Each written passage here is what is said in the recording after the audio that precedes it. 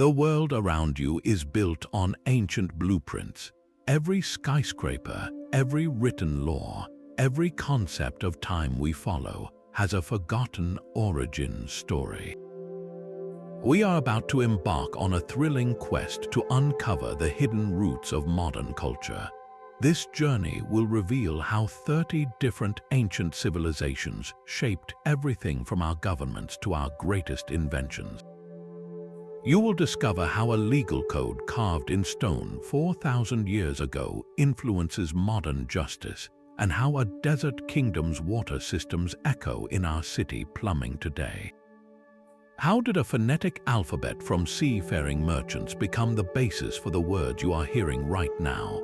What single innovation from a lost South American culture is fundamental to the device you are using to watch this? By the end of this exploration, you will see the modern world not as a new creation, but as a living museum of ancient genius. We are about to connect the dots across 12,000 years of human history. Are you ready to meet the architects of your everyday life? Our journey begins in the Fertile Crescent, a land between two rivers known as Mesopotamia. Here, the Sumerians performed a miracle that would change humanity forever. They invented writing. Pressing a stylus into wet clay, they created a script of wedge-shaped marks called cuneiform.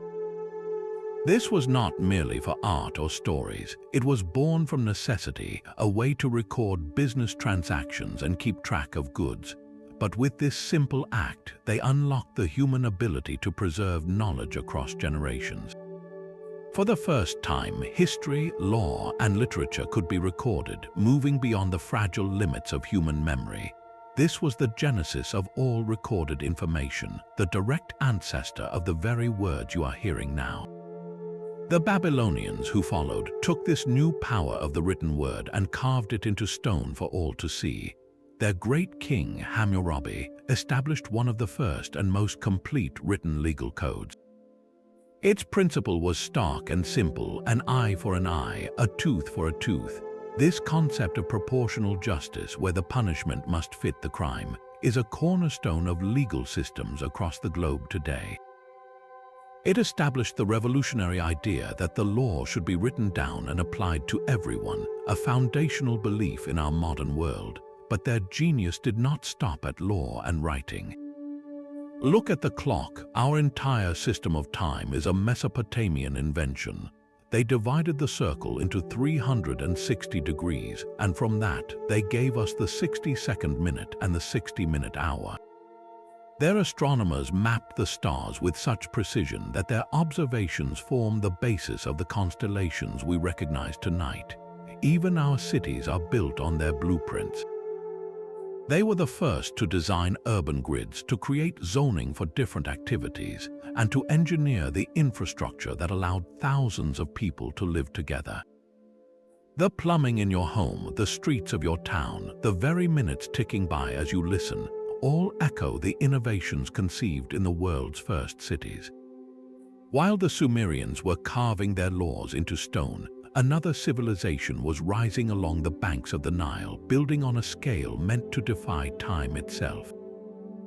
The ancient Egyptians were masters of the monumental, and their architectural genius is literally written across our modern skylines. Consider the obelisk, a towering, four-sided stone pillar that tapers to a pyramidion at the top. For the Egyptians, it was a symbol of the sun god Ra, a ray of sunlight petrified in granite. Today, that very same shape pierces the sky in cities from Paris to Rome, and most famously in Washington, D.C., where the Washington Monument stands as a direct, colossal homage to this ancient form. Their innovation did not stop there. Walk into any major government building, courthouse, or museum, and you will be surrounded by another of their inventions, the column.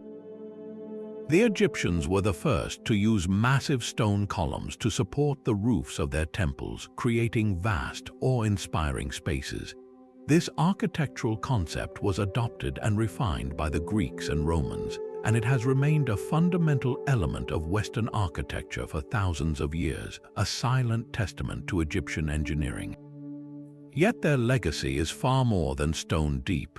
In the quiet of a tomb, a different kind of monument was being crafted, one of knowledge. The Ebers Papyrus, a scroll dating back over 3,500 years, reveals a medical understanding that was startlingly advanced. This lengthy document meticulously records diagnoses, recipes for medicines, and detailed anatomical observations. It describes the circulatory system long before it was understood in the West, noting that the heart spoke to every part of the body through vessels. It contains treatments for wounds, digestive ailments, and even depression, using a blend of practical observation and natural remedies. This was not magic, but a systematic approach to healing, a precursor to the medical textbooks that would follow millennia later.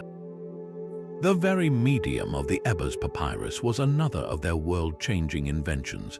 Papyrus, made from the pith of the papyrus plant, was the ancient world's first practical writing surface. It was lightweight, durable, and could be rolled into scrolls, making the widespread recording and distribution of knowledge possible for the first time. This was the direct ancestor of the paper we use today, the crucial link between clay tablets and the bound book you might hold in your hands. Without papyrus, the accumulated wisdom of Egypt and later Greece and Rome might never have been preserved and passed down. Finally, their complex beliefs about life and death have subtly shaped spiritual thought for centuries.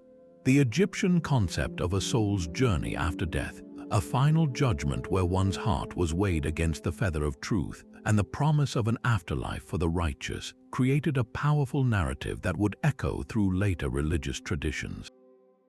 The idea of a posthumous reckoning, a resurrection, and a paradise for the faithful can find some of its earliest and most vivid expressions along the Nile. So the next time you see a grand column or a towering obelisk, remember you are not just looking at stone, but at the enduring shadow of a civilization that mastered both the monumental and the profoundly human. Far to the east of Mesopotamia and Egypt, a third pillar of ancient ingenuity was rising from the fertile floodplains of the Indus River. The cities of Harappa and Mohenjo-Daro were marvels of order and cleanliness that would not be rivaled for thousands of years. While other civilizations built pyramids and ziggurats, the people of the Indus Valley perfected a different kind of monument, the planned city. Their settlements were laid out in precise grid patterns with wide, straight streets intersecting at perfect right angles.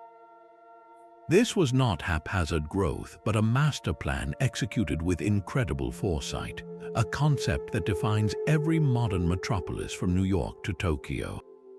But the true stroke of their genius lay beneath the streets. They engineered the world's first comprehensive urban sanitation system. Nearly every house had its own bathing area and a dedicated waste disposal chute connected to a network of covered, brick-lined drains that ran along the main streets.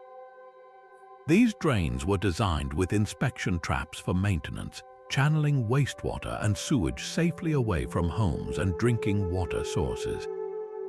This was a public health revolution millennia before the germ theory of disease. The simple act of turning on your tap or flushing a toilet is a direct continuation of a principle these ancient urban planners understood and implemented on a city-wide scale.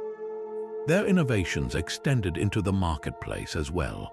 Archaeologists have uncovered small, meticulously crafted stone cubes used as weights. These were not arbitrary. They followed a strict binary and decimal system, meaning the weights doubled in a precise sequence, 1, 2, 4, 8, and so on, up to larger units. This standardization meant that a merchant in Harappa and a trader in the distant port of Lothal were using the exact same measure. Trust was built into the system itself, enabling commerce to flourish across a vast region. This fundamental idea that a unit of weight or length must be the same for everyone is the bedrock of all global trade today, from the kilogram of grain to the barrel of oil. Yet, for all their tangible achievements, the Indus Valley civilization holds one of history's most tantalizing secrets. They left behind thousands of inscriptions on seals and tablets, a script of elegant pictographic symbols. But despite decades of effort by the world's best linguists and code breakers, their writing remains completely undeciphered. We can see their brilliant cities, we can admire their sophisticated drains, we can hold their standardized weights in our hands, but we cannot hear their voices. We do not know the names of their kings, their gods, or the stories they told. Their silent script is a locked door, and behind it lies the entire story of a civilization that mastered urban living, a mystery waiting for a key. While the Indus script remains a silent enigma, another civilization to the east was perfecting inventions that would give the entire world a voice. Ancient China gifted humanity with 4 fundamental creations that would reshape the course of history. First came paper, a deceptively simple innovation born in the Han Dynasty. Before paper, knowledge was recorded on heavy bamboo slips or expensive silk, materials that were either incredibly cumbersome or prohibitively costly. Paper made from mulberry bark, hemp, and old rags was a revelation. It was lightweight, strong, and cheap to produce, transforming written words from a luxury for the elite into a tool for the masses. This single invention made the widespread sharing of ideas, stories, and laws possible on an unprecedented scale, setting the stage for a global information revolution. But what good is cheap paper if every copy of a book must be written out by hand? The Chinese solved this problem with printing. It began with woodblock printing, where an entire page of text was carved in reverse onto a single block of wood, inked, and pressed onto paper. This was a vast improvement, yet it was still a laborious process. Then, around the year 1040, an alchemist named Bai Sheng invented movable type. He created individual characters out of baked clay that could be arranged and rearranged in an iron frame to form a page. This was the birth of reusable, interchangeable type, a concept that would, centuries later, fuel the European printing revolution and ultimately bring books, newspapers, and education within reach of billions. The very fact that you can easily own a library of knowledge today traces back to this pivotal moment in China.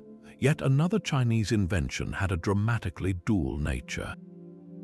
Originally concocted by Taoist alchemists seeking an elixir for immortality, gunpowder was an accidental discovery with world-shattering consequences.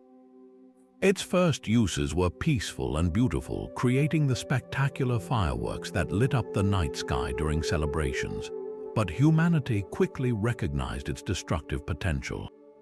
This simple mixture of saltpeter, charcoal, and sulfur would go on to revolutionize warfare, leading to the development of cannons and firearms that would topple castles, redefine armies, and alter the balance of power across continents.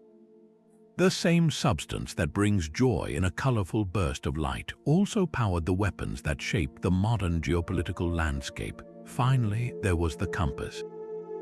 During the Han Dynasty, Chinese scholars discovered that a naturally magnetic lodestone, when suspended or floated, would always point south. This was the world's first magnetic compass. Initially used for geomancy and land navigation, its true power was unleashed at sea. With a reliable guide that worked regardless of weather or visibility, sailors could venture far from the coastline with newfound confidence. This humble device was the key that unlocked the age of exploration. It guided European explorers across unknown oceans, leading to the encounter between the Eastern and Western hemispheres and permanently weaving the world together through trade, migration, and the complex exchange of cultures. Our globally connected world exists today in no small part because of a spoon-shaped piece of magnetized iron that always knew its way. Across the wine-dark sea, on the sun-drenched island of Crete, a civilization flourished with a spirit so vibrant it feels strangely modern. The Minoans, Europe's first advanced culture, built not grim fortresses but vast labyrinthine palaces like Knossos, adorned with breathtaking frescoes. These paintings pulse with life, depicting lithe athletes somersaulting over the backs of charging bulls in a ritual known as bull leaping. Can you feel the echo of that ancient spectacle? It resonates in the daring acrobatics of a modern gymnast, in the thrilling risk of a rodeo rider, and in the very myth of the Minotaur, a story that has captivated humanity for millennia. Their art was not separate from life. It was a celebration of it, capturing the grace of dolphins, the elegance of court ladies, and the raw power of nature. Yet for all their artistic flourish, the Minoans were master engineers. Deep within the palace of Knossos, they engineered a marvel of comfort and hygiene that would not become common for another 3,000 years, the first known flush toilet. A wooden seat was mounted over a terracotta pipe, and servants would pour water from jars to wash waste down into a sophisticated stone sewer system that ran beneath the palace floors. This was not an isolated luxury. The Minoans constructed intricate networks of terracotta pipes for both bringing fresh water in and carrying wastewater out, complete with settling tanks to purify their supply. Their palaces had light wells, ventilation shafts, and even systems to collect rainwater, creating an environment of astonishing comfort and public health. This genius for connection extended beyond their shores. The Minoans were the undisputed masters of the Mediterranean Sea. Their sleek, oared ships, powered by sails and muscle, became a common sight from the coasts of Egypt to Anatolia and mainland Greece. They did not travel as conquerors, but as traders, carrying exquisite pottery, saffron, and finely crafted metalwork. In return, they brought back gold, ivory, and ideas, creating the world's first major maritime trade network.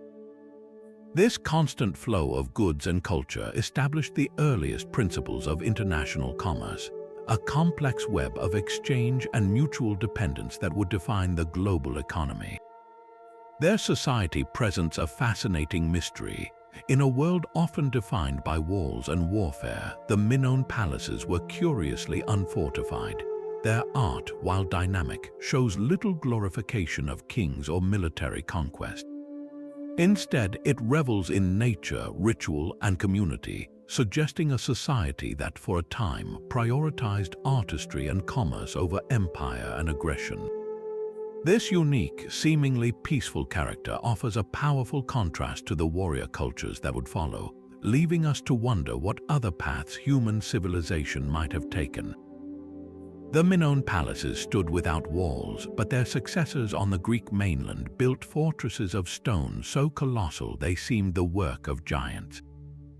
The Mycenaeans were a society forged for war, and their legacy is written in the weight of immense boulders.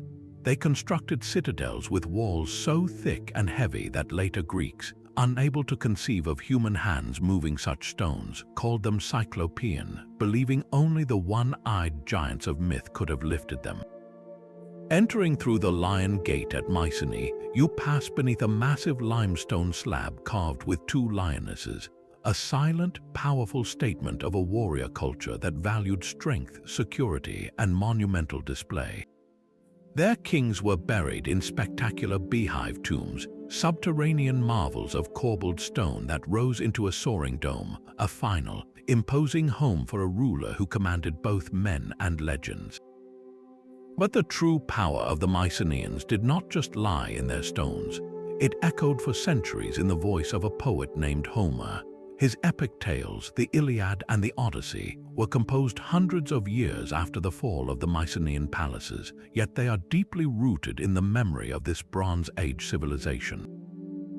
The great city of Troy, besieged for 10 years, the wrath of the warrior Achilles, the cunning of Odysseus, and his long voyage home, these are the foundational stories of the Western world.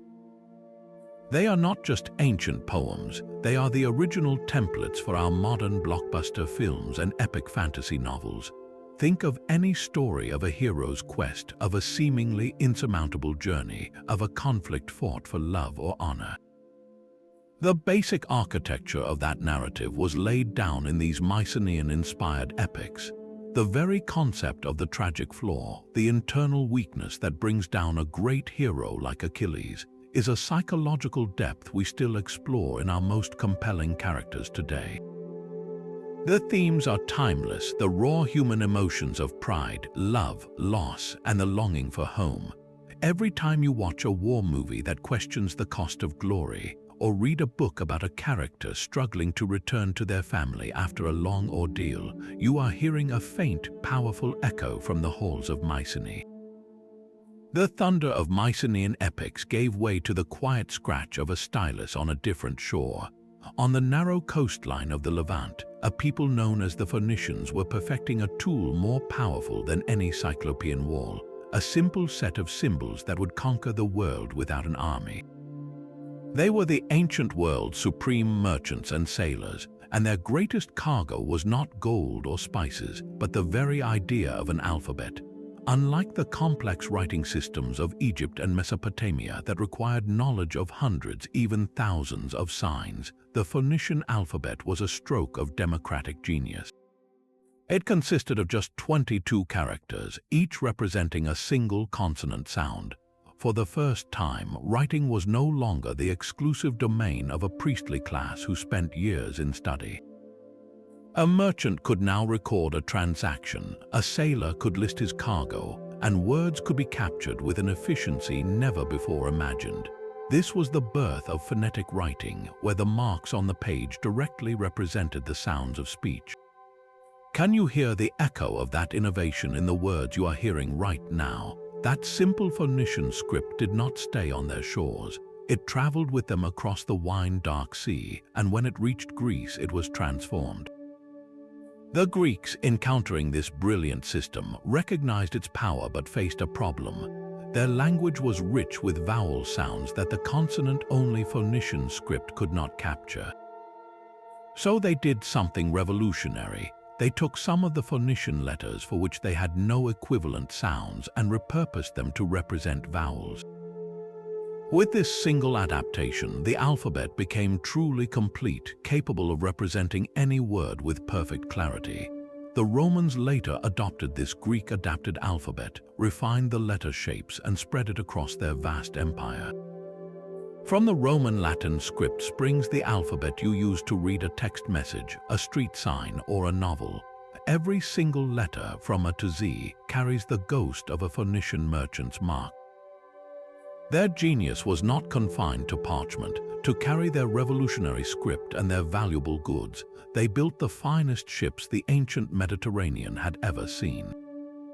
Their vessels, with their iconic horse-head prows, were sturdy, fast, and capable of navigating by the stars far from the safety of the coastline. They ventured beyond the Pillars of Hercules, what we now call the Strait of Gibraltar, sailing as far north as Britain for tin and as far south as the coast of Africa. Wherever they went, they established trading posts that grew into powerful colonies, the most famous being Carthage. This network of ports was the ancient equivalent of a global shipping corporation, weaving together the economies of 3 continents and setting the blueprint for all international maritime trade that would follow. And what were they trading? Among their most precious commodities was a color. Tyrian purple was a dye so vivid and color-fast it became synonymous with power and prestige. Produced from the crushed shells of a specific sea snail, the process was disgustingly fragrant and required tens of thousands of mollusks to produce a single ounce of dye. The resulting fabric was worth more than its weight in gold, and for centuries it was the exclusive color of royalty, from the pharaohs of Egypt to the emperors of Rome. So the next time you see a vibrant purple in a painting or on a banner, remember its ancient, smelly, and extraordinarily expensive origin, a testament to the Phoenician talent for finding value in the most unexpected places. They were the quiet architects of our connected world, giving us the letters to write our stories and the maritime routes to share them. Across the Atlantic, in the humid lowlands of what is now Mexico, a civilization was awakening that would plant the cultural seeds for an entire continent. The Olmecs, often called the mother culture of the Americas, emerged from the jungle, and their most iconic legacy stares out at us from the past with stoic, silent power. These are the colossal stone heads, 17 of them discovered so far, each carved from a single basalt boulder, some weighing over 20 tons. Their features are unmistakably individual, with full lips, broad noses, and wearing what looks like protective helmets. They are not gods or monsters, but almost certainly portraits of powerful Olmec rulers. The sheer effort of their creation is staggering. The basalt was quarried from mountains dozens of miles away and transported, likely on rafts along rivers and through swamps, by a society that had no pack animals, no wheels, and no metal tools. These heads are a declaration of a ruler's authority, a testament to communal labor, and a mystery that stands as the very face of ancient Mesoamerica. But their legacy is far more than these monumental sculptures. The Olmecs were foundational innovators, creating cultural blueprints that would be followed for over 1,000 years. They were among the very first in the Americas to develop a system of writing. While we cannot yet fully read their glyphs, we can see the concept of recorded language taking form on stone tablets and portable jade objects. This was the genesis of the complex writing systems that the Maya would later perfect. Similarly, they were deep astronomers and timekeepers, developing a sophisticated calendar that tracked the cycles of the sun and possibly the planet Venus. This obsession with celestial time would become a central pillar of all subsequent Mesoamerican cultures, dictating the rhythms of agriculture, religion, and royal power. One of their most enduring gifts was the ritual bowl game. The Olmecs built the first formal bowl courts, launching a tradition that would become a cornerstone of life from the Aztec world to the Maya city-states. This was not merely a sport, it was a sacred drama, a reenactment of cosmic mythology, often involving a rubber ball that players had to keep in motion using only their hips, elbows, or knees. The game could symbolize the movement of the sun across the sky, and for the players, the outcome could be a matter of life and death, with some historical accounts suggesting that the losers, or perhaps even the winners, could be sacrificed. The echo of this ancient ritual resonates in the modern sports we watch today, where a game can feel like a life or death struggle for the fans, and athletes become modern-day gladiators. Perhaps their most profound spiritual contribution was the concept of the feathered serpent. The Olmecs worshipped a deity that combined the features of a bird of prey and a snake, a powerful symbol of the union between the earth and the sky. This was not a minor god, it was a primary, shaping force in their cosmology. This very same divine concept would be adopted, adapted, and revered for centuries, transforming into the Maya god Kukulkan, and most famously, the Aztec god Quetzalcoatl, the plumed serpent who brought knowledge and civilization to humanity. The fact that this single religious idea could travel across a millennium, influencing empire after empire, shows the incredible depth and endurance of the Olmec cultural blueprint. They were the quiet architects of a world that would later blaze with the glory of the Maya and the might of the Aztecs, their ideas echoing through the jungles and highlands long after their own cities had returned to the earth. For centuries, we have been told the story of Egypt, but rarely do we hear of the powerful kingdom to its south, a civilization that not only rivaled the pharaohs but once conquered them. The kingdom of Kush in the land of Nubia was a titan of the ancient world in its own right, its wealth built on a foundation of the most seductive metal known to humanity, gold. The deserts of Nubia were veritable mountains of gold, and the Kushites controlled the mines with masterful efficiency. This river of gold flowing north into Egypt financed the pyramids and temples of the pharaohs, making Kush the central bank of the ancient world and establishing a commodity that would dictate power and drive economies for millennia, right up to the gold reserves held by nations today. Yet Kush was far more than just a rich neighbor. In a stunning reversal of power, the Kushite king Pi marched north with his armies in the 8th century before the Common Era, seizing control of a divided and weakened Egypt. He and his successors became the pharaohs of Egypt's 25th dynasty, ruling the entire Nile Valley from their southern homeland. These black pharaohs from Kush restored traditional Egyptian art, religion, and architecture, seeing themselves as the true guardians of a culture they had long admired. They did not merely imitate, however. when their power eventually receded back to the heartland of Kush, they left behind a unique architectural signature. Look away from the smooth-sided pyramids of Giza and toward the necropolis at Meroe. Here, the Kushites built their own pyramids, hundreds of them. They are steeper, more sharply angled, and built with a distinctively Nubian character, a forest of stone points against the desert sky, a proud declaration of their separate and enduring identity. But the true engine of Kush's later power was not just gold, it was iron. The region around Meroe sat atop vast deposits of iron ore and was blanketed by the acacia forests that provided the perfect fuel for smelting. The Kushites transformed this natural bounty into a massive industrial complex, becoming the Pittsburgh of the ancient world.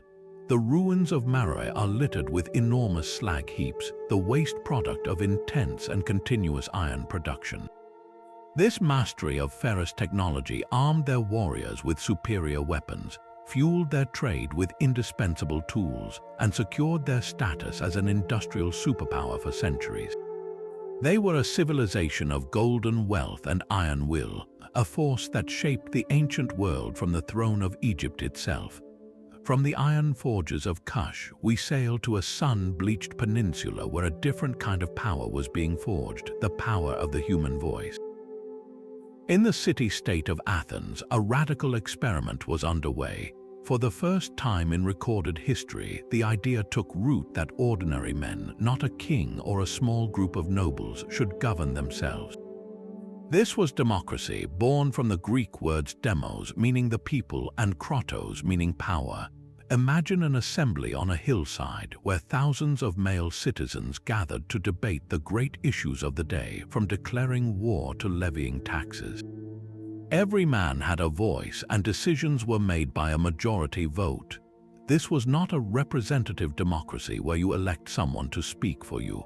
This was direct democracy, a tumultuous, messy, and breathtakingly ambitious system where every participant was a legislator. The echoes of this Athenian experiment are embedded in the very foundations of our modern world. The concept of a citizen jury, where a panel of one's peers weighs evidence to deliver a verdict, is a direct inheritance from Athens. Their belief that laws should be created through public debate, not royal decree, established the blueprint for every parliament, congress, and legislative body that followed. But this political revolution was fueled by an even deeper intellectual one. In the bustling agora, the marketplace of Athens, a stout, homely man named Socrates would stop citizens and ask them seemingly simple questions. What is justice? What is courage? What is a good life? He was not looking for pat answers. He was using his method of relentless questioning to expose ignorance and guide people toward truth. This practice, the Socratic method, is the bedrock of critical thinking and legal education today. It teaches us to question assumptions, to dissect arguments, and to build knowledge on a foundation of logic, not just tradition. Socrates never wrote a word, but his student Plato did. Plato founded the Academy, a school that could be considered the world's first university. He grappled with the biggest questions of all, exploring the nature of reality itself in his theory of forms. He argued that the world we see is just a shadow of a perfect, eternal realm of ideals. While we may not subscribe to his specific metaphysics, his core inquiry, the search for fundamental truths behind the appearance of things, is the very engine of theoretical physics and philosophy. Then came Aristotle, Plato's brilliant student, who established his own school, the Lyceum. If Plato was the idealist, Aristotle was the empiricist, the scientist. He believed true knowledge came from observing the natural world. He meticulously categorized plants and animals, laid the foundations of biology, and established the rules of logic that would govern scientific and philosophical inquiry for 2,000 years. His system of syllogism, where a conclusion is drawn from two premises, is the framework for all rational argument. Every time a scientist forms a hypothesis based on observation, they are walking in the footsteps of Aristotle. Together, these three minds established the central pillars of Western thought: creating a legacy of questioning, reasoning, and seeking truth that would one longer outlast the marble of their temples and the power of their politics. While Athenian citizens debated in the assembly, they also gathered in the theater to confront the deepest questions of the human soul. The Greeks did not just invent drama, they built the very architecture of storytelling. In the vast open-air amphitheaters with masks that amplified their voices to the thousands in the seats, actors brought to life the tragedies of Aeschylus, Sophocles, and Euripides. These were not simple entertainments, they were profound explorations of fate, free will, and the unintended consequences of our actions. When Oedipus unknowingly kills his father and marries his mother, his desperate search for the truth and his ultimate downfall forces the audience to ask, can we ever truly escape our destiny? This is the birth of psychological drama, a direct ancestor of every tragic hero you have ever watched in a film or a television series. And for balance, they invented comedy as well, with Aristophanes using sharp wit and satire to mock the politicians and societal trends of his day, a tradition that lives on in our political cartoons and late-night talk shows. This theatrical impulse to understand ourselves was matched by a new desire to understand our past. Before Herodotus, history was a collection of myths and royal boasts. He traveled the known world, collecting accounts of the Greco-Persian wars, and in doing so, he became the father of history. He asked questions, compared sources, and presented different sides of a story, establishing the core of historical inquiry. His successor, Thucydides, went even further in his history of the Peloponnesian War, rejecting myths and divine intervention to analyze events through strict cause and effect, human nature, and political power. He created the framework for modern political and military history, showing us that the past is not a list of dates, but a complex web of human decisions and their consequences. This spirit of competition and human excellence found its purest expression not on the battlefield, but on the sacred plain of Olympia. Every 4 years, city-states locked in perpetual warfare would declare a sacred truce. Athletes and spectators traveled from across the Greek world under a pledge of peace to participate in the Olympic Games. For a brief, shining moment, a shared Greek identity mattered more than political borders. The concept was revolutionary, international unity through peaceful competition. The modern Olympic movement, with its ideal of bringing the world together through sport, is a direct revival of this ancient dream. Yet the most enduring Greek legacy might be the invisible architecture of our universe, the language of numbers and shapes. A man named Pythagoras discovered that the relationship between the sides of a right triangle was governed by a precise, unchangeable mathematical formula, a principle so fundamental it is taught in every geometry class on Earth. Euclid then took these ideas and built a magnificent logical system in his book Elements, establishing the rules of geometry that architects and engineers still rely upon to build our bridges and skyscrapers. And then there was Archimedes, the quintessential genius, who reportedly leaped from his bath and ran naked through the streets shouting "Eureka! I have found it," after solving a problem of density. He did not just invent revolutionary devices like the Archimedes screw for lifting water. He gave us the very principle of leverage, demonstrating with mathematical certainty that with a long enough lever and a place to stand, one could move the world. These were not just discoveries, they were the first steps toward a universe governed by knowable mathematical laws, a legacy that powers every scientific and technological advancement you see around you today.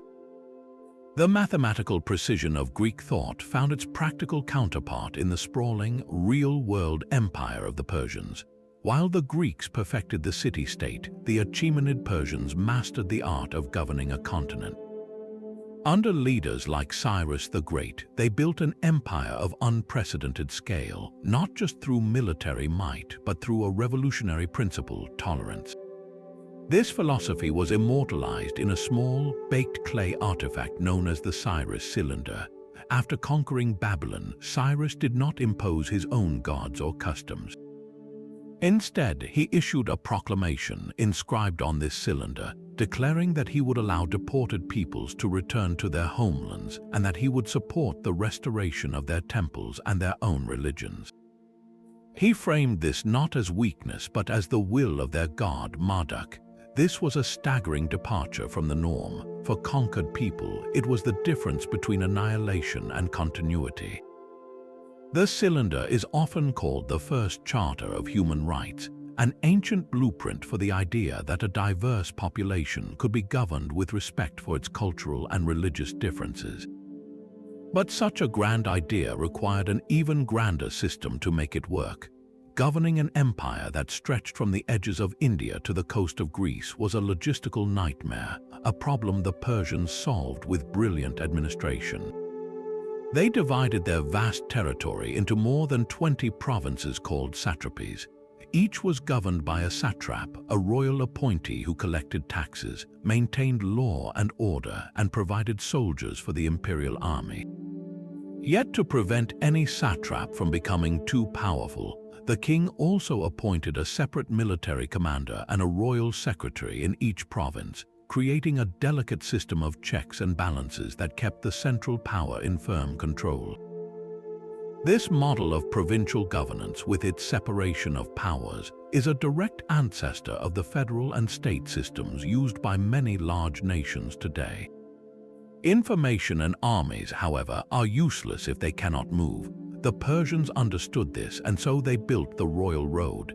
This was not a simple dirt path, but a meticulously engineered highway system spanning over 1,600 miles from the capital at Susa to the Aegean Sea. It featured way stations with fresh horses for royal messengers, guarded rest stops for travelers, and bridges spanning rivers. A relay of royal couriers could traverse the entire distance in just 7 days, a journey that would take an ordinary caravan 3 months. This was the nervous system of the empire, allowing laws to be transmitted and intelligence to be gathered with breathtaking speed. The royal road did more than carry commands. It fueled commerce, connecting the markets of 3 continents and enabling a flow of goods and ideas that wove the ancient world together. Every time you receive a package delivered across a country in a matter of days, or use a highway to travel vast distances, you are experiencing the modern echo of this Persian innovation. They proved that the true strength of an empire lies not in the weight of its walls, but in the efficiency of its roads and the wisdom of its rule. The Persian royal road was a marvel, but it was the Romans who paved the way for the world. They built highways of crushed stone and mortar, layered with such precision that some are still in use 2,000 years later. This was not just about creating paths, it was about building the arteries of an empire, allowing legions to march and information to flow at a speed the ancient world had never known. These roads connected the Scottish border to the deserts of Syria, binding a continent together with stone and ambition. Yet their engineering genius truly soared when it took to the air.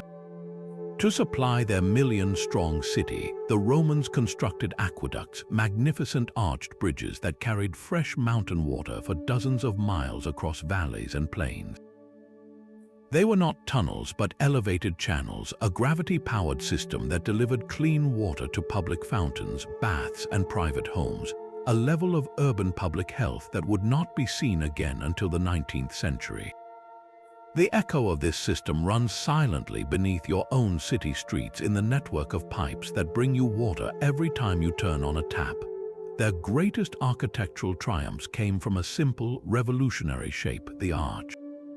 By distributing weight outward to its supports, the arch allowed the Romans to create structures of incredible strength and openness.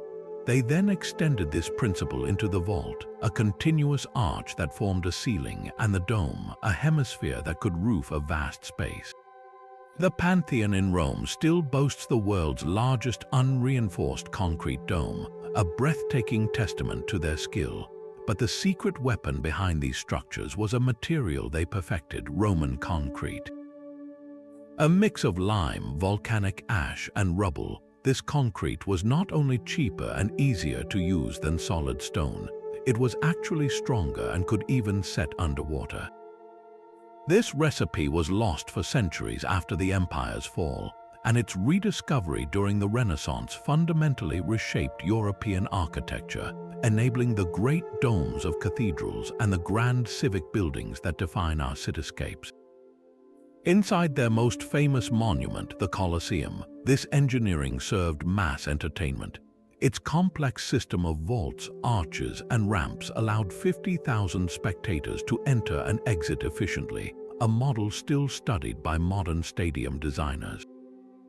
Beneath the wooden arena floor, a labyrinth of tunnels and chambers housed gladiators and animals, with elevators and trapdoors creating spectacular special effects. This was a machine for crowd control and spectacle, an ancient blueprint for the modern experience of a major sports or concert event. Beyond the stone and mortar, the Romans engineered a system of justice that has proven equally durable. They developed the foundational principle that a person is considered innocent until proven guilty, placing the burden of proof on the accuser, not the accused. This revolutionary idea protected citizens from arbitrary state power and established a standard of fairness that is a cornerstone of legal procedure in dozens of nations today. Their meticulous legal codes, compiled and organized by later emperors, created a coherent body of law that distinguished between public crimes and private disputes, a classification that still structures our modern legal thinking. The world you live in, from the highways you drive on to the rights you possess, is built upon these Roman foundations of stone and law. The stone of Roman roads and aqueducts was matched only by the power of their words. Latin was the beating heart of their empire, a language that refused to die with the legions. It evolved on the tongues of common people, transforming over centuries into the beautiful Romance languages we know today. The Spanish you hear in Madrid, the French of Paris, and the Italian of Rome are all direct descendants of the vulgar Latin spoken by Roman soldiers and settlers. But its influence stretches even further. Latin became the universal language of scholarship and law, a precise tool for defining complex ideas. When a doctor writes a prescription or a biologist names a new species, they use Latin. The very terminology of law, from habeas corpus to pro bono, is built on this ancient foundation, creating a common vocabulary for science and justice across the globe. This linguistic empire was built by master storytellers. The poet Virgil composed the Aeneid, a national epic that gave Rome a mythical origin story as grand as the Greek tales of Homer. His saga of the Trojan hero Aeneas, destined to found the Roman people, wove a narrative of duty, destiny, and empire that defined Roman identity for centuries. Meanwhile, the historian Tacitus turned his sharp, critical eye on the emperors, documenting their virtues and their tyrannies with a psychological depth that makes his works feel startlingly modern. He showed us that history is not just about events, but about the complex and often flawed characters who shape them. Yet perhaps their most profound political gift was the concept of the Republic. Long before they were emperors, the Romans established a system designed to prevent any single man from holding absolute power. Power was divided between two annually elected consuls, and a senate of elder statesmen provided guidance and authority. This system of separated powers and checks and balances was a direct inspiration for the framers of the United States Constitution. The very word Senate was borrowed from the Roman senatus, and the idea that a leader's authority must be balanced by a legislative body is a cornerstone of modern republican government. The Roman experiment demonstrated that a state could be governed by laws, not just by men, a revolutionary idea that continues to echo in the halls of power today. Deep within the steamy jungles of Mesoamerica, the Maya built a civilization of the mind, mapping the cosmos with a precision that feels almost supernatural. Their astronomers peered into the night sky for millennia, tracking the cycles of Venus with an error of just one day in 500 years. This obsessive celestial observation was not mere stargazing. It was the foundation for their complex and interwoven calendar systems, a masterpiece of timekeeping that governed every aspect of life. They calculated the solar year at 365.2420 days, a figure more accurate than the Gregorian calendar used in Europe at the time. Their long count calendar measured vast cycles of time, creating a framework for history and prophecy that still sparks fascination and debate today. This was a culture that saw time not as a straight line, but as a series of sacred, repeating cycles, a rhythmic pulse to the universe that they learned to read like a book. To achieve such mathematical feats, they required a revolutionary tool, the concept of zero. While other civilizations struggled with clumsy placeholder symbols, the Maya developed zero as a true numerical value, a placeholder and an integer in its own right, represented by a simple shell glyph. This was an intellectual leap of staggering importance. You cannot do higher mathematics without a symbol for nothing. You cannot have algebra, calculus, or the binary code that powers the very device you are using without the concept of zero. The Maya, working in isolation, unlocked this fundamental key to our modern world. Their brilliance was permanently recorded in a script as complex as their calculations. The Maya hieroglyphic system is one of the few in the world to be considered fully developed, combining logograms that represent whole words with syllabic signs that represent sounds. For a long time, their stone monuments were silent mysteries, their stories locked away. Then, in a breakthrough of modern archaeology, scholars finally cracked the code. We can now read their histories of kings, their accounts of wars, and their intricate mythology. We know the names of rulers like Pakal the Great of Palinc, and we can follow the dynastic struggles that shaped their world. This was not a cryptic priestly language, but a vibrant record of a people's triumphs and tragedies. And where did they record these stories and perform their rituals to align with the cosmos? On the summits of their breathtaking stepped pyramids, structures like El Castillo at Chichen Itza are not just piles of stone, they are celestial clocks. During the spring and autumn equinoxes, the play of sunlight and shadow creates the illusion of a serpent slithering down the pyramid staircase, a direct manifestation of their feathered serpent god Kukulkan. These pyramids were portals to the heavens, massive instruments of stone designed to connect the earthly and divine realms. The silent, vine-choked ruins we see today were once vibrant centers of ceremony, where the rhythms of mathematics, astronomy, and human ambition converged under the watchful eyes of the stars. While the Maya were charting the stars, a kingdom in the highlands of Africa was forging its own path to power, not through conquest alone, but through commerce. The Aksumite Empire, centered in what is now Ethiopia, was a titan of trade, its influence stretching from the heart of the Roman Empire to the distant ports of India. Their merchant ships, powered by the monsoon winds, became a common sight in the Red Sea and the Indian Ocean, carrying ivory, exotic animal skins, and most crucially, frankincense and myrrh. These aromatic resins, essential for religious rituals and luxury goods across the ancient world, made Aksum fabulously wealthy, a global economic hub that rivaled Rome and Persia. To manage this complex commercial empire, they needed a language of their own, and so they created Ge'ez. This unique script, with its elegant and distinct characters, was not borrowed from any neighbor. It was an indigenous invention, a powerful statement of cultural identity. The remarkable thing is that Ge'ez never died. It evolved from a spoken language into a sacred, liturgical tongue, and it is the script from which modern Amharic, the official language of Ethiopia, is derived. This unbroken written lineage, stretching back over 2,000 years, makes it one of the world's oldest living alphabets. Their wealth and confidence were carved into the very skyline of their capital city. The Aksumites erected towering stone obelisks known as stelae, some reaching over 100 feet high.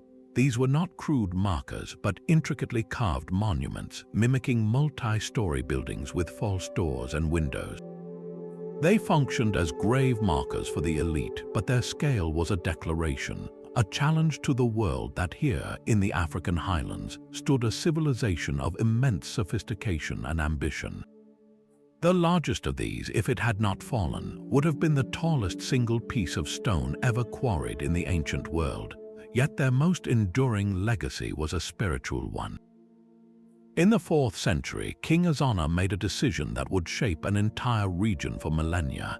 He converted to Christianity, making Axum one of the very first states in the world to officially embrace the faith, even before the Roman Empire.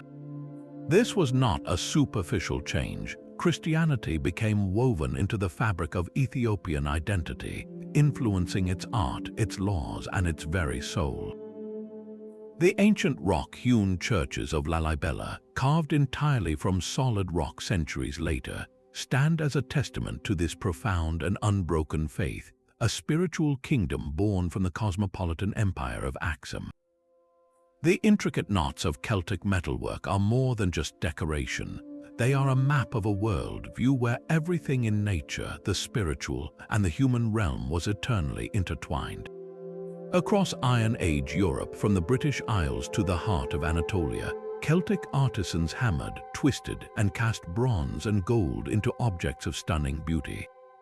Their art rejected straight lines and rigid forms in favor of flowing, hypnotic patterns of spirals, triskells, and complex interlacing. These designs, full of hidden animals and faces, were meant to represent the endless cycle of life, death, and rebirth, a visual echo of their deep connection to the natural world. This distinct artistic language, preserved on torques, shields, and mirrors, would seep into the later art of the insular monks, weaving its way into the illuminated manuscripts of the early Middle Ages and leaving a permanent mark on the decorative heritage of Europe. But this artistic refinement existed alongside a culture of formidable martial prowess. Celtic warriors were the terror of the Mediterranean world, known for their ferocity in battle. Ancient Roman historians described them charging into combat naked, their bodies painted with blue woad, their hair stiffened with lime into shocking white spikes. They fought with long slashing swords and sounded a peculiar instrument known as the carnix, a bronze trumpet shaped like a boar's head, whose eerie, otherworldly wail was designed to shatter enemy morale before the first blow was even struck. This fearsome reputation, however, was balanced by a sophisticated social structure governed by a class of intellectuals who left no written records of their own. The Druids were the soul of Celtic society, acting as priests, judges, philosophers, and historians. They underwent up to 20 years of rigorous training to memorize the entirety of their people's lore, history, and spiritual knowledge. They presided over sacrifices, settled legal disputes, and were believed to mediate between the people and the vast pantheon of gods. Their power was so immense that they could stop a battle by stepping between two opposing armies, a testament to the reverence they commanded. All of this, the laws, the genealogies, the epic tales of heroes and gods, was preserved not in books but in a rich and vibrant oral tradition. Bards and Philid, the poets and storytellers, were custodians of this living history. They would recite thousands of verses from memory, their performances keeping the culture alive through generations. It is from this deep well of spoken stories that we get the later Welsh Mabinogion and the Irish Ulster cycle, tales of the hero Cú Chulainn and the tragic Derda. These ancient Celtic myths, filled with magic, shape-shifting, and heroic quests, provided the raw material for the later legends of King Arthur and his knights. The archetype of the wizard Merlin, the quest for a magical cauldron, the noble warrior bound by sacred codes, all these core elements of modern fantasy literature, from the Lord of the Rings to contemporary epics, were first forged in the fireside tales of the Celtic bards. Their voice, passed from mouth to ear for centuries, still whispers in the stories we love today. The whispering threads of Celtic bards gave way to knotted cords on the other side of the world, where a civilization emerged in the valleys of Peru so early it defies our expectations of how cities begin. The Norte Chico people built the first cities in the Americas, a full millennium before the pyramids of Giza even broke ground. Their landscape was not one of sprawling urban grids, but of sacred geometry rising from the dust. They constructed immense platform mounds and sunken circular plazas, massive public works that required a coordinated society. Yet this coordination happened under the most puzzling of circumstances. They achieved this architectural grandeur without two things we consider fundamental to early civilizations: pottery and a staple grain crop like maize. They had no clay pots for storage or cooking, and their diet was built not on farming a single grain, but on a remarkable maritime economy. They harvested the incredibly rich waters of the Pacific, using anchovies and sardines as their primary protein, a bounty so vast it could fuel a society and free up labor to build monuments that touch the sky. How do you build a civilization without the very tools we assume are necessary? The North Chico stand as a powerful reminder that the human path to complexity is not a single road but many. Their most enigmatic legacy, however, is not in their mounds but in the delicate artifacts they left behind, collections of knotted cotton strings known as quipu. To the untrained eye, these look like tangled, colorful cords, but to the North Chico and the later Inca who adopted the system, these were sophisticated records. The type of knot, its position on the string, and the color of the cord all held specific meanings.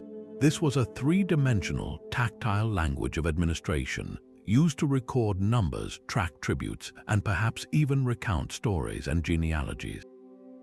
Some scholars now argue that quipu was not just an accounting tool, but a form of writing, a binary code of knots that could convey narrative information. This challenges everything we thought we knew about the origins of written communication, suggesting that a full writing system does not require ink and a flat surface, but can be spun from string and memory. The silent, knotted threads of the North Chico hold secrets we are only just beginning to unravel. Their artistic legacy, however, was carved into the very walls of their palaces. The Assyrian kings commissioned vast narrative reliefs, panoramic scenes in stone that chronicled their military campaigns and royal lion hunts. These were not mere decorations. They were a form of psychological warfare and royal propaganda, designed to awe visitors and intimidate rivals. The level of detail is astonishing, showing the precise construction of their siege engines, the chaos of battle, and the orderly procession of tribute from conquered lands. These stone carvings provide us with an illustrated manual of their military might and an unparalleled window into the daily life and brutal realities of the ancient Near East. Yet, amidst all this calculated terror, the Assyrians performed one of history's greatest acts of preservation. In the capital city of Nineveh, King Ashurbanipal founded a library unlike any other. He was a scholar king, and he dispatched scribes across his empire with a singular mission: to collect every significant cuneiform tablet they could find. They gathered thousands of them, creating a vast repository of Mesopotamian knowledge that included epic poetry like the Epic of Gilgamesh, scientific texts, omens, legal codes, and royal correspondence. When the city was sacked and burned, the fire baked and hardened these clay tablets, ironically preserving them for millennia. Without Ashurbanipal's obsessive drive to collect, entire swaths of Mesopotamian literature and thought would have been lost forever. This great library stands as a profound paradox, a beacon of knowledge assembled by the very hands that wielded such overwhelming force, reminding us that even the most formidable empires are capable of preserving the light of civilization. Amidst a world of many gods, a single revolutionary idea emerged from the hills of Canaan, an idea that would reshape the spiritual landscape of humanity forever. The ancient Hebrews introduced the concept of monotheism, the belief in one universal God who was not tied to a specific mountain or city, but was the creator of all things. This was a radical departure from the polytheistic norm, where gods of war, love, and harvest demanded separate tributes. Here was a single deity who was omnipresent and omnipotent, a god of history and morality who demanded ethical conduct, not just ritual sacrifice. This foundational belief became the bedrock of three of the world's major religions, Judaism, Christianity, and Islam, linking billions of people across millennia through a shared spiritual ancestor. The implications were earth-shattering, shifting the divine from a force of nature to be appeased to a source of moral law to be followed. How do you build a society around such a profound concept? The answer was carved into stone. The ethical core of this belief was codified in the Torah, most famously in the Ten Commandments. This was not merely a list of rules, but a revolutionary social contract. It established a direct relationship between human behavior and divine will, introducing concepts that were entirely new to the ancient world. Laws like "you shall not murder" and "you shall not steal" established a clear, universal standard for justice, protecting the individual and the community. The command to honor your father and your mother laid the groundwork for stable family structures. Perhaps most profoundly, the injunction against bearing false witness established the principle of truthfulness in legal testimony, a cornerstone of any fair judicial system. These were not suggestions for the elite. They were foundational laws for an entire people, creating a template for a moral society that would echo through Roman law, medieval canon law, and the legal systems of nations across the globe. But the Hebrew legacy is more than law, it is a story. Their sacred texts compiled over centuries present a uniquely human and historical narrative. Unlike the king lists of Egypt or the creation myths of Mesopotamia, the Hebrew Bible tells the epic story of a people with all their triumphs and failures, their covenant with God, and their constant struggles to uphold it. We follow the journey of Abraham, the exile of Moses, the wisdom of Solomon, and the lamentations of the prophets. These are not flawless heroes on pedestals. They are complex, relatable figures who doubt, argue, and sometimes fail. This created a powerful new template for storytelling, one where history and faith are woven together, where a people's relationship with the divine is a continuous, dramatic narrative. This deeply personal and historical approach to Scripture would provide the fundamental narrative structure for the Christian Gospels and the Quran, ensuring that the story of a people's covenant would become one of the most influential stories ever told. The revolutionary idea of one God reshaped the world, but it was a different kind of faith that drove the merchants of Carthage, a faith in the power of commerce. This was the Phoenician colony that outgrew its parent, a city built not for kings or gods but for trade. Its heart was the circular harbor, a masterpiece of military engineering. Imagine a ring of water hidden behind the city's walls, lined with hundreds of ship sheds where the mighty quinquiremes, warships with 5 banks of oars, could be rapidly deployed. In the center, a tower rose so the harbormaster could watch every vessel's arrival and departure. This was the command center of a maritime empire, a machine designed for naval dominance. Their shipbuilding was an industrial secret, a process so streamlined they could reportedly launch a new ship from their docks every single day.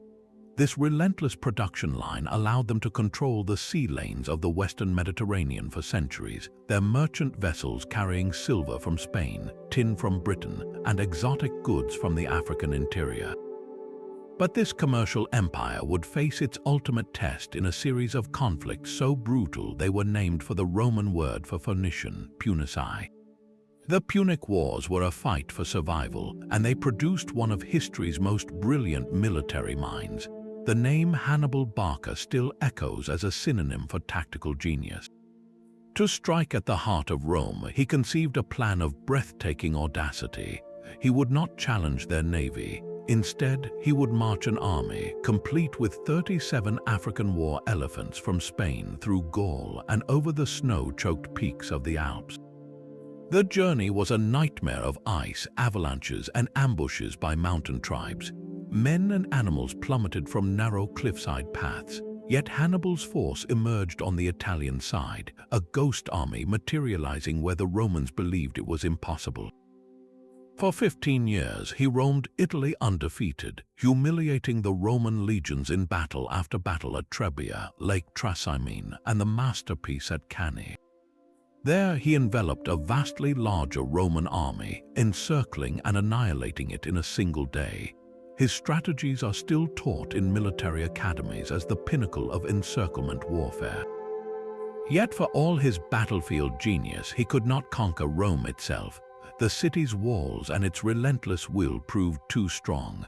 The true, lasting power of Carthage was not in its armies but in its trade routes. Their networks were the internet of the ancient world, a web of commerce connecting the tin mines of Cornwall in England to the spice markets of Arabia. They established outposts along the Atlantic coast of Africa, and some historians believe they may have even circumnavigated the continent centuries before the Vikings. In every port, they did more than just buy and sell goods. They were conduits for culture, spreading the alphabet, artistic styles, and technologies between Egypt, Greece, the Etruscans, and the tribal peoples of Europe. They wove the disparate coasts of the Mediterranean into a single, interconnected economy, proving that the most enduring conquests are not always won with swords but with ships. While Carthaginian ships plied the Mediterranean, a world away, sages sat beside the great, winding rivers of the Indian subcontinent, composing hymns that would become the soul of a civilization. The Vedic period marks the dawn of a philosophical tradition that has endured for over 3 millennia, all beginning with the resonant, oral transmission of the Vedas. These are not single books, but a vast collection of sacred knowledge, the Rig Veda being the oldest, a poetic compilation of over 1,000 hymns dedicated to the forces of nature personified as gods. For centuries, this entire body of wisdom was not written down. It was heard, memorized, and passed from teacher to student with such meticulous precision that the exact pronunciation and intonation have been preserved to this day, a living river of sound flowing from deep antiquity. These texts are the bedrock of Hinduism, the oldest major religion still practiced today, and they established a spiritual and social framework that would define Indian culture forever. To contain these profound ideas, they perfected a language of unparalleled clarity and beauty, Sanskrit. This was not a common tongue for the marketplace, but a refined language of ritual, philosophy, and science. Its grammatical structure, codified by the scholar Panini, is so logical and comprehensive that it is often compared to the language of mathematics. Sanskrit became the vessel for all of India's greatest epics, from the Mahabharata to the Ramayana, and the primary language for exploring the deepest questions of existence. What concepts were taking shape within these ancient hymns? The Vedas sowed the seeds for ideas that would become central pillars of Indian thought. They introduced the early framework for Artya, the cosmic order and rhythm that governs the universe. From this blossomed the concept of Dharma, one's sacred duty or righteous path in life, a moral compass that guides an individual's actions in accordance with universal law. They also laid the groundwork for the idea of karma, the principle that every action, good or bad, has a corresponding consequence that shapes one's future. And woven through these early speculations was a nascent understanding of samsara, the endless cycle of death and rebirth that the soul undergoes. These were not yet the fully developed philosophies we know today, but the initial, powerful insights that will be explored and expanded for centuries, creating a spiritual legacy that continues to influence millions of lives and shape global thought. The furnaces of Meroe burned day and night, their glow a constant star on the African horizon. This was the industrial heart of the later Kushite kingdom, a sprawling factory complex that supplied an entire continent with the metal that defined an age. The Kushites had mastered the entire chain of production, from the rich iron ore in their hills to the acacia forests that fueled their smelters. The ground is still littered with massive mounds of slag, the discarded remains of this immense industrial activity, earning Meroe its modern nickname as the Birmingham of Africa. From these forges came the plows that tilled distant fields and the spears that armed powerful armies, making Kush the undisputed superpower of iron in the ancient world. Yet for all their technological prowess, their own voice remains partially locked away. they developed a unique and elegant script for their language, the Meroitic alphabet. We can read the sounds of these inscriptions, but the meaning of most words has been lost to time. Their official proclamations and personal prayers stand in plain sight, a silent history waiting for a key. This powerful kingdom was not ruled solely by kings. Some of its most formidable leaders were women, the Candaces. These were not merely queens in the shadow of their husbands, but sovereign rulers in their own right, commanding armies and governing the state. One of the most famous, Ammonionas, led her forces directly against the Roman Empire, fighting them to a standstill and negotiating a favorable peace treaty.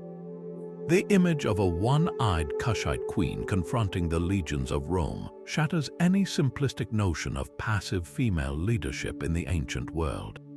The Candaces of Mara present a compelling picture of a society where authority could be wielded with iron will, regardless of gender, a tradition that forces us to rethink the tapestry of ancient power.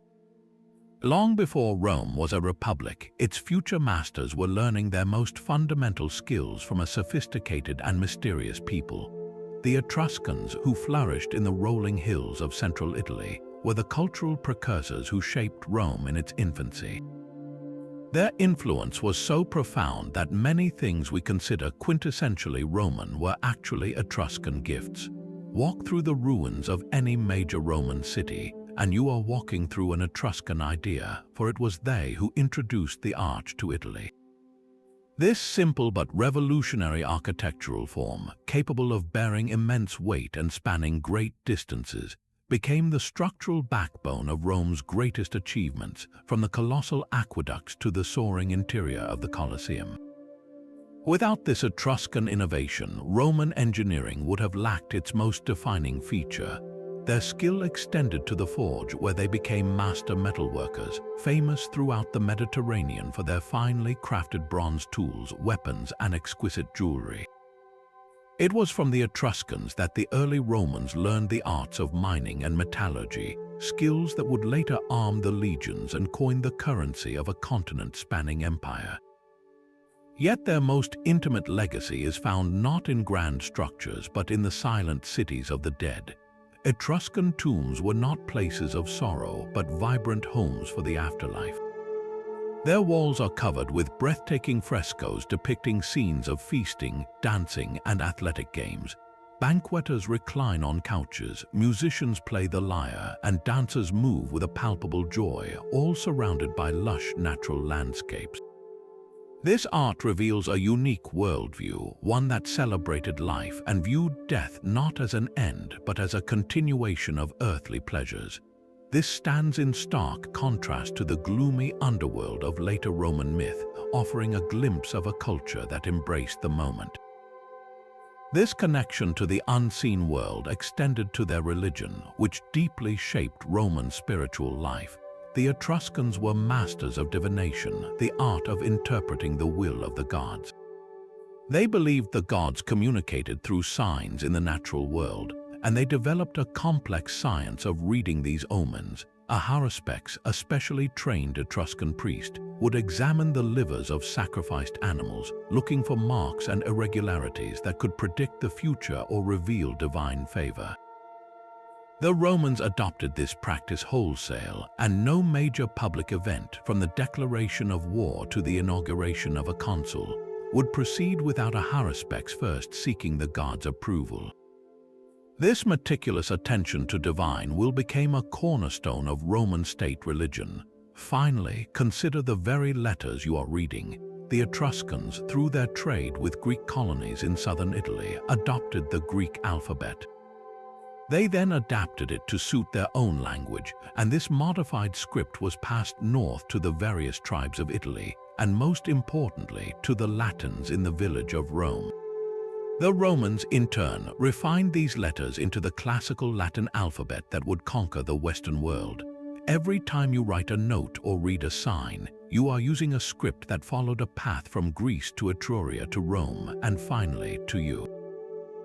The Etruscans were eventually absorbed by the republic they helped create, but their spirit was woven into the very fabric of Roman identity, a foundation upon which an empire was built.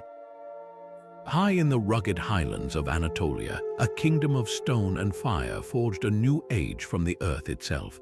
The Hittites looked at the soft copper and brittle bronze of their time and saw a greater future in a more stubborn metal.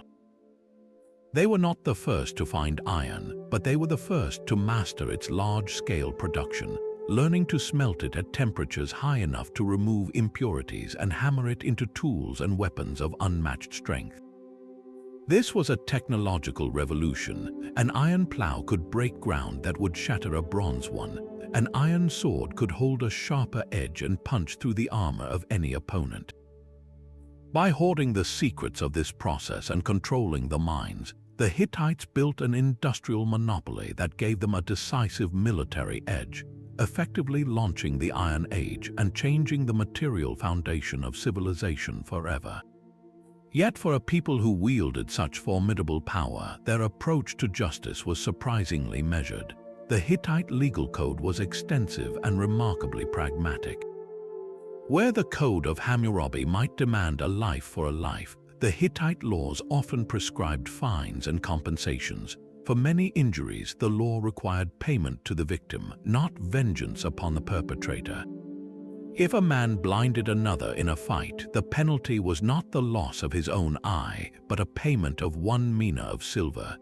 This system of reparations focused on restoring balance to the community rather than on brutal retribution, reflecting a sophisticated understanding of law as a tool for social order, not just royal power.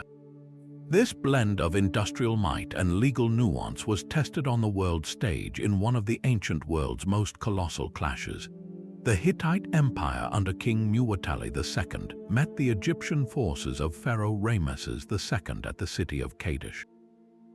The battle was a maelstrom of chariots and confusion, with Ramesses nearly captured after a Hittite tactical feint. Both sides would later claim a great victory, but the outcome was something far more significant than any single battle.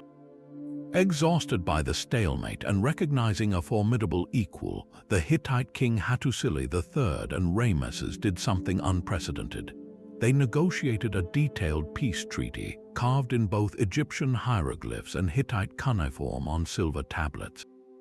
This was not a simple truce. It was a formal agreement that promised eternal peace, mutual assistance against foreign aggressors, and the extradition of political refugees.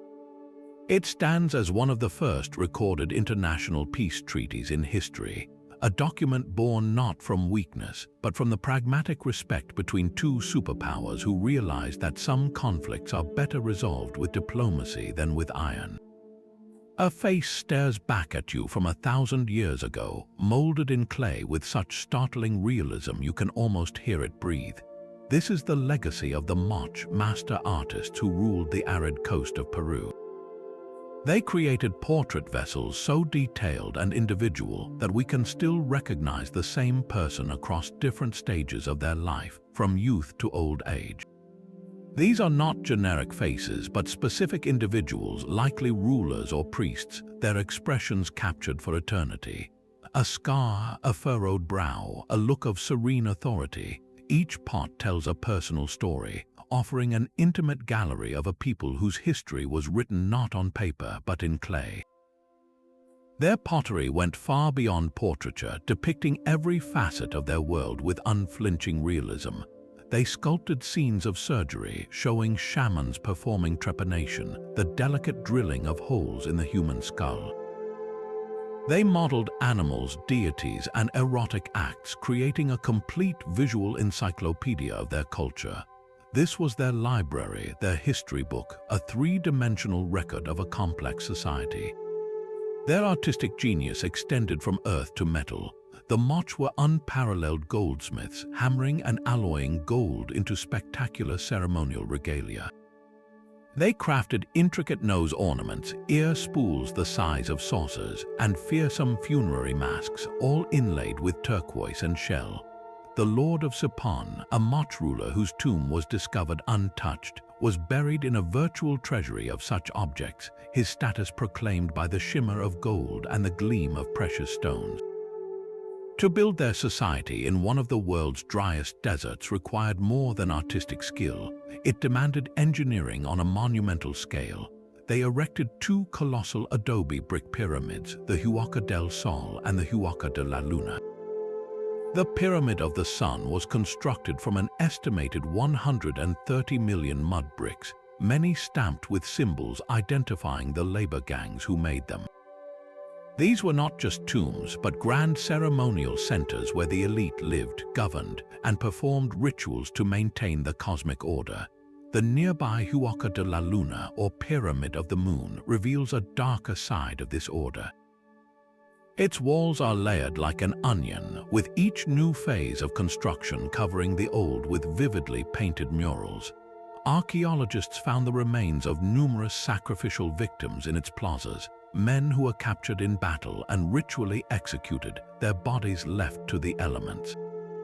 This practice suggests a powerful and sometimes brutal state religion centered on these immense structures. The true foundation of Moch power, however, lay not in their pyramids but in their control of water. In a landscape that receives almost no rain, they engineered a network of canals that stretched for dozens of miles, channeling water from rivers in the Andes Mountains to their fields in the coastal valleys. These sophisticated irrigation systems transformed barren desert into fertile farmland, allowing them to grow corn, beans, and squash to support a dense population. Their survival was a testament to human ingenuity, a victory wrested from an unforgiving environment by understanding the land and mastering the flow of water itself. While the Moch mastered the desert, an empire of a different kind thundered across the vast, open grasslands of Eurasia. The Scythians lived and died in the saddle, a people whose entire identity was fused with the horse. Their skill in horseback riding was so complete that Greek historians wrote they seemed to be a single creature, man and beast merged into a whirlwind of motion. This mastery gave them a military advantage that terrified the settled civilizations on their borders. They perfected the art of the Parthian shot, the ability to twist backward at a full gallop and fire a stream of arrows with deadly accuracy. Imagine facing a cavalry that could feign retreat, only to unleash a cloud of projectiles while riding away, a tactic of hit and run that could decimate a slower, heavily armored army. Their composite bows, crafted from layers of wood, horn, and sinew, were small enough to use from horseback yet powerful enough to punch through armor at 100 yards. This was the foundation of their power, a lifestyle of relentless mobility that made them nearly impossible to pin down and conquer. Yet for all their ferocity, they were also artists of breathtaking skill. They left behind no cities, only immense burial mounds that dot the steppe known as kurgans. Within these tombs, archaeologists have uncovered a glittering legacy, objects of solid gold crafted with a vibrant, dynamic style. These are not simple decorations, they are masterpieces of animal art depicting stags in mid-leap, griffins locked in combat, and panthers curled into intricate shapes. These motifs pulsed with a life of their own, a stark contrast to the more rigid art of their settled neighbors. A Scythian chieftain was buried with his gold, not just as treasure, but as a testament to his status and connection to the spirit world, his power symbolized in the fluid, powerful forms of the creatures that shared his domain. This nomadic culture became an unexpected engine of global connection.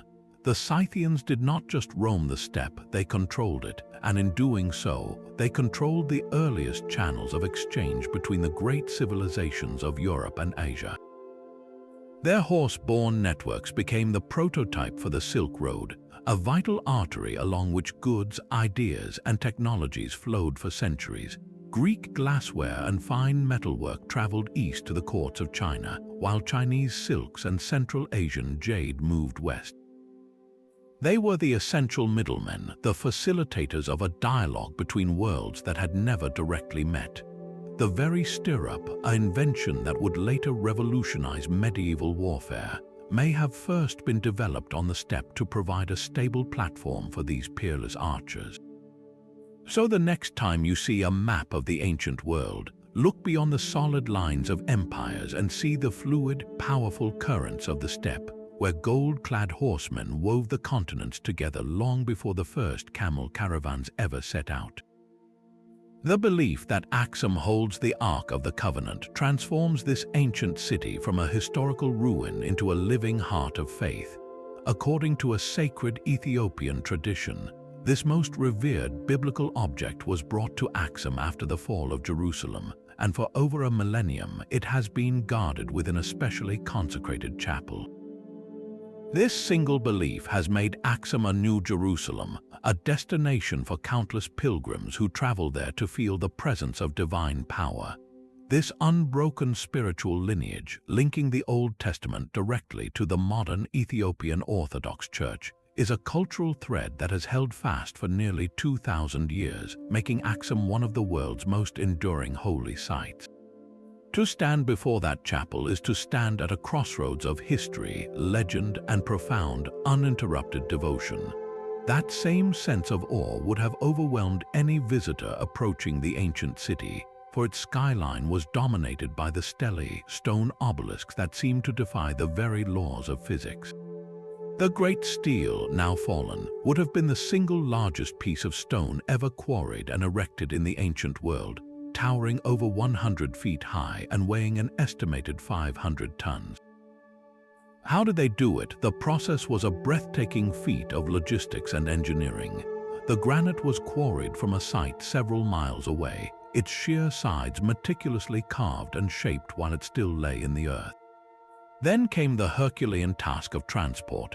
We believe they used a system of ropes, rollers, and immense earthen ramps, with hundreds, perhaps thousands, of laborers coordinating to drag this mountain of stone into the city. The final act of raising it upright, positioning its base perfectly into a prepared foundation stone, required a level of precision and communal effort that continues to baffle modern engineers. These were not crude monuments, they are intricate replicas of multi-story buildings complete with false doors at their base, rows of windows, and even the representation of structural beams, all carved from a single, seamless block of granite. They were more than just grave markers for kings, they were symbolic skyscrapers, ladders to the heavens, proclaiming the power of a kingdom that could command both the earth and the divine. Deep within the desert canyons of Jordan, a civilization of stone carvers performed a miracle of engineering. The Nabateans did not build their city, they revealed it, carving the magnificent facades of Petra directly from the living rock of rose-red sandstone cliffs. To stand in the narrow canyon known as the Sick, with towering walls of swirling pink and orange stone rising hundreds of feet on either side, is to approach a temple through nature's own cathedral. At the end of this shadowy passage, the treasury, or Al-Khosneh, suddenly appears, its ornate classical columns and statues perfectly hewn from the cliff face, glowing in the filtered sunlight. This was not just artistry, it was a statement of power and permanence in a landscape of relentless sun and sand. But how could a city of such grandeur exist in the heart of a desert? Their true genius was not in what they carved from the stone, but in what they captured from the sky. The Nabateans were masters of water, transforming their arid home into a lush, defensible oasis. They engineered a complex and sophisticated system to control every precious drop of rain. Across the vast, rocky catchment areas surrounding Petra, they constructed a network of dams and diversion walls to channel the destructive force of flash floods. They lined the Sick with channels and carved gutters into the cliff tops, all feeding into a city-wide web of ceramic pipes and underground cisterns. Their reservoirs could hold millions of gallons of water, enough to support a population of perhaps 30,000 people and their caravan animals through the longest drought. The simple act of turning on a tap in a modern city is a distant echo of this ancient, life-saving foresight. This water was the liquid capital that fueled their real source of wealth, a monopoly on the ancient world's most seductive commodities. The Nabateans controlled the lucrative incense trade routes, the arteries of ancient luxury. Their merchant caravans, sometimes thousands of camels long, traversed the vast emptiness of the Arabian desert, carrying frankincense and myrrh from southern Arabia to the eager markets of Egypt, Greece, and Rome. These aromatic resins, essential for religious rituals, medicines, and perfumes, were worth more than their weight in gold. By controlling the wells and secret paths through the desert, the Nabateans became the indispensable middlemen, taxing every bale of incense that passed through their territory. Petra was not just a city, it was a colossal warehouse, a customs house, and a financial hub. Its wealth literally carved into the vibrant, rose-red stone for all the world to see. A paradise of freshwater and trade once blossomed in the heart of the Persian Gulf. The civilization of Dilmun was a legend made real, a name whispered in Sumerian myths as a pure and holy land, a place where the sun god Utu rose each day. For the Mesopotamians, it was a kind of Eden, a blessed realm free from sickness and sorrow. But this was no mere fantasy. Dilmun was a very real and crucial hub, an archipelago centered on what is now Bahrain, that became the indispensable link between the mighty empires of Mesopotamia and the sophisticated cities of the Indus Valley. Imagine the journey of a merchant vessel laden with copper from the mountains of Oman. It would not sail the treacherous open sea directly to the Indus River. Instead, it would put in at the safe harbors of Dilmun. There, the copper would be traded for Mesopotamian goods like barley, wool, and fine textiles. From Dilmun, other ships would then carry this mixed cargo onward, completing a triangular trade route that fueled the economies of two worlds. This was the genius of Dilmun, to position itself as the central exchange, the neutral ground where the greatest civilizations of the age could meet and barter. Their own landscape proclaimed this special status. In a region defined by saltwater and arid coasts, Dilmun was a miraculous oasis of freshwater. Underground aquifers bubbled up in artesian springs, creating a lush, green haven that must have seemed like a gift from the gods to weary sailors. This was not just a convenience, it was the very source of their power. A merchant ship could only carry so much fresh water for its crew. The reliable, abundant springs of Dilmun made it the only logical stopping point for long voyages, a necessary port of call that everyone depended on. The same life-giving water that sustained the living also memorialized the dead. The landscape of Bahrain is still dotted with tens of thousands of burial mounds, a vast city of the deceased that stretches to the horizon. These are not simple piles of rock. They are intricate chambered tombs, often reused for generations, built from carefully cut limestone blocks. The sheer number is staggering, one of the largest prehistoric cemeteries in the entire world. Each mound represents a story, a life that was part of this prosperous mercantile society, their final resting places clustered together in a silent testament to a population that thrived here for centuries.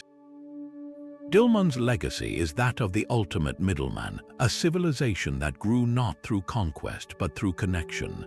They proved that the true wealth of a nation could lie not in the size of its army, but in the depth of its wells and the wisdom of its trade routes, a quiet paradise built on the simple, enduring power of fresh water and fair exchange. High on a mountaintop artificially flattened by human hands, the Zapotecs built a city that seemed to float among the clouds.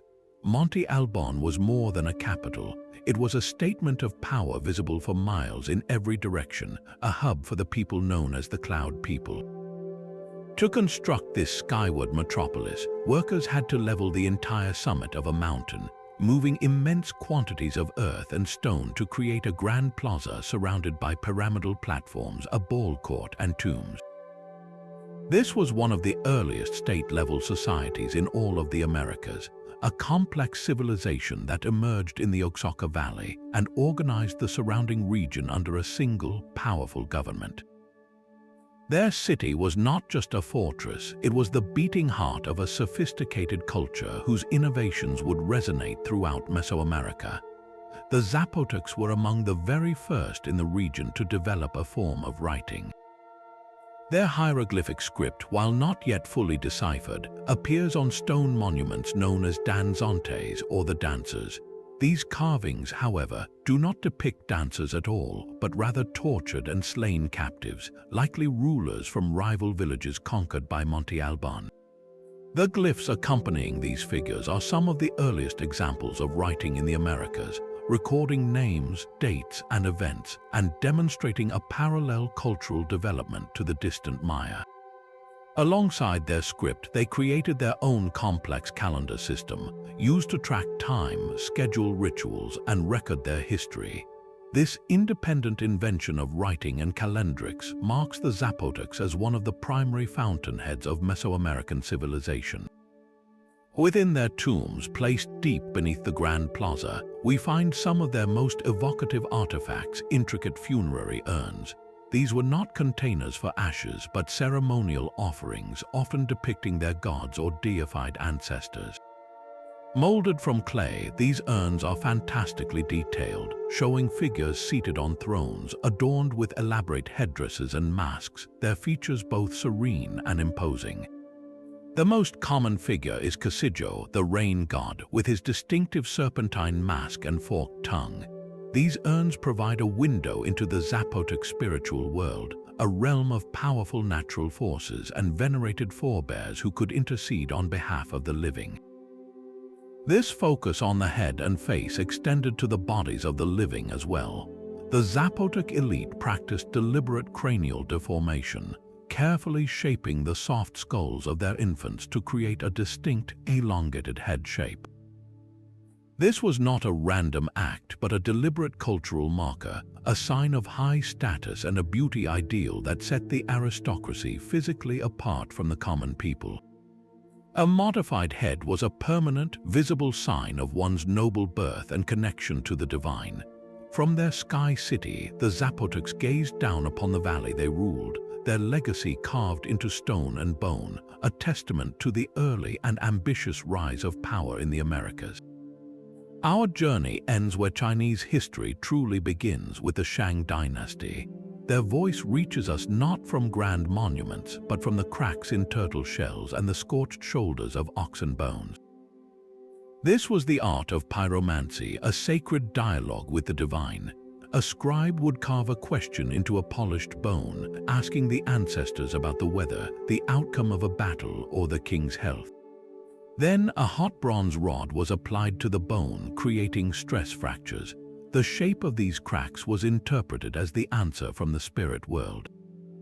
But the Shang did something revolutionary. They recorded the entire process, inscribing the question, the prophecy, and even the eventual outcome directly onto the bone. These oracle bones are the earliest written records in Chinese history, a direct line to the thoughts, fears, and administration of a civilization that flourished over 3,000 years ago. They reveal a world where the king was both a political and a religious leader, constantly consulting his ancestors to guide the state. We learn the names of his consorts, his military campaigns, and his deep preoccupation with ritual correctness.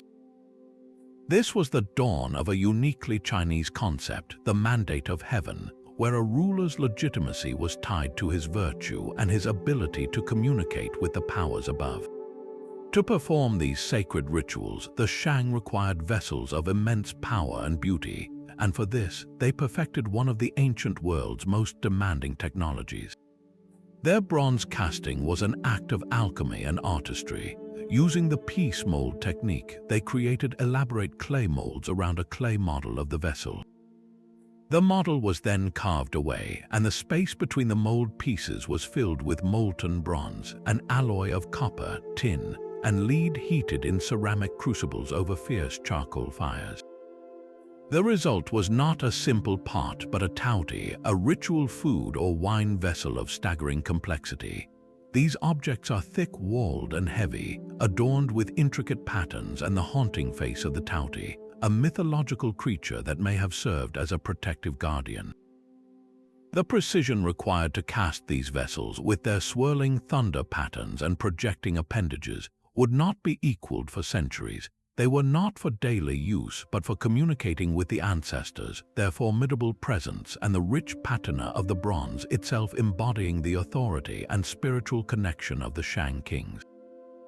This ritual life was supported by a rigid and highly stratified social structure that would become a blueprint for China. At the apex was the king, a figure who commanded armies and communicated with the spirits. Below him was a hereditary aristocracy of warriors who fought from chariots, a terrifyingly advanced military technology for its time.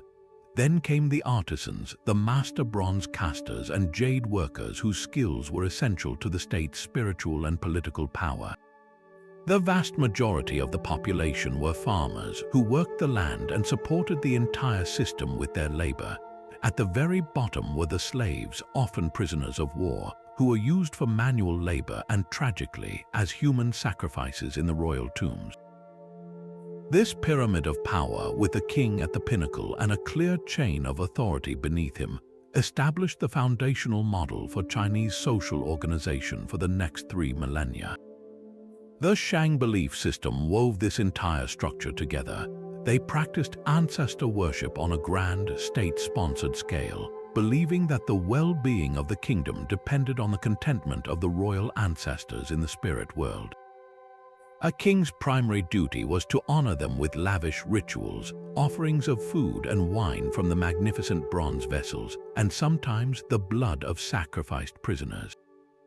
This created a cosmic contract between the living and the dead, a continuity of obligation that defined their universe. The intricate characters they developed for these oracle bone inscriptions would evolve directly into the modern Chinese writing system, a living script still used by over 1 billion people today. When you look at a Chinese character, you are seeing the ghost of a 3,000-year-old crack in a tortoise shell, a question asked of the gods that became the enduring voice of a civilization. From the Fertile Crescent to the floating city of the Zapotecs, we have traced the outlines of our world in the shadows of 30 ancient giants. This was not a tour of dead museums, but a revelation of living blueprints. The 60-minute hour you track, the phonetic alphabet you read, the legal principle of innocence until proven guilty you rely upon, these are not modern inventions. They are heirlooms passed down through countless generations from Sumerian accountants, Phoenician sailors, and Roman jurists. The story of humanity is not one of isolated genius, but of a continuous global conversation. A Chinese innovation in paper met a Mesopotamian concept of time, which was refined by Greek logic and cemented by Roman engineering, all while the Maya were independently discovering the mathematical power of zero. Our global culture is the ultimate mosaic, each piece a gift from a different corner of the ancient world. So the next time you walk down a street lined with columns, check the time on your phone or read a single sentence, pause for a moment.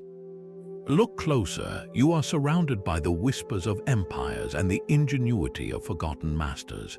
The past is not a separate country, it is the foundation of your present. We would love to hear which civilization's legacy you find most surprising. Was it the industrial might of Kush, the maritime networks of the Minoans, or the profound spiritual questions of the Hebrew tradition? Share your thoughts below and let's continue this conversation across the